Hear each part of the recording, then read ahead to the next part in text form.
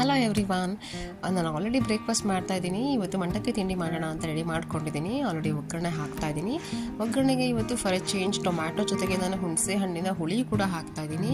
ಇದರಿಂದ ತುಂಬಾ ಟೇಸ್ಟಿ ಅನಿಸುತ್ತೆ ತಿಂಡಿ. ಅವಲಕ್ಕಿ ಆಗಿರ್ಬೋದು, ಚಿತ್ರಾನ್ನ ಆಗಿರ್ಬೋದು, ಮಂಡಕ್ಕಿ ತಿಂಡಿ ಆಗಿರ್ಬೋದು. ಒಂದ್ಸಲ ಟ್ರೈ ಮಾಡಿ ನೋಡಿ, ನಿಮ್ಗೆ ಇಷ್ಟ ಆಗುತ್ತೆ ಅಂತ ಅಂದ್ಕೊಂಡಿದ್ದೀನಿ.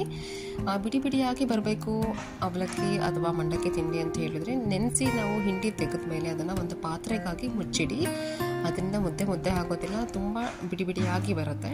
ಹಾಗೂ ಇವತ್ತು ಮಧ್ಯಾಹ್ನ ಚಿಕನ್ ಮಾಡ್ತಿರೋದ್ರಿಂದ ನಾನು ಚಿಕನ್ಗೆಲ್ಲ ಅರಿಶಿನ ಎಲ್ಲ ಹಚ್ಚಿ ಮ್ಯಾರಿನೇಟ್ ಮಾಡಿ ಇಟ್ಟಿದ್ದೆ. ನಾನು ಅದನ್ನು ಈಗ ವಾಶ್ ಮಾಡ್ಕೊಳ್ಬೇಕು. ಚಿಕನ್ ಸಾಂಬಾರ್ ಹಾಗೂ ಒಂದು ಡ್ರೈ ಐಟಮ್ ಮಾಡ್ತಿರೋದ್ರಿಂದ ನಾನು ಸಪ್ರೇಟ್ ಮಾಡ್ಕೊಳ್ತಾ ಇದ್ದೀನಿ ಡ್ರೈಗೋಸ್ಕರ. ಪೆಪ್ಪರ್ ಡ್ರೈ ಮಾಡ್ತಾ ಇದ್ದೀನಿ. ಇದ್ರದ್ದು ಫುಲ್ ರೆಸಿಪಿ ನನ್ನ ಒಂದು ಮಿನಿ ಬ್ಲಾಗಲ್ಲಿ ನಾನು ಆಲ್ರೆಡಿ ಅಪ್ಲೋಡ್ ಮಾಡಿದ್ದೀನಿ. ತುಂಬ ಈಸಿಯಾಗಿರುತ್ತೆ ಹಾಗೂ ಟೇಸ್ಟಿಯಾಗಿರುತ್ತೆ. ನಿಮಗೆ ಇಂಟ್ರೆಸ್ಟ್ ಇದ್ದರೆ ಒಂದ್ಸಲ ಚೆಕ್ ಮಾಡಿ. ನಮ್ಮ ಲಂಚ್ ರೆಡಿ ಆಗಿದೆ. ಬಾಯ್ ಬಾಯ್, ಟೇಕ್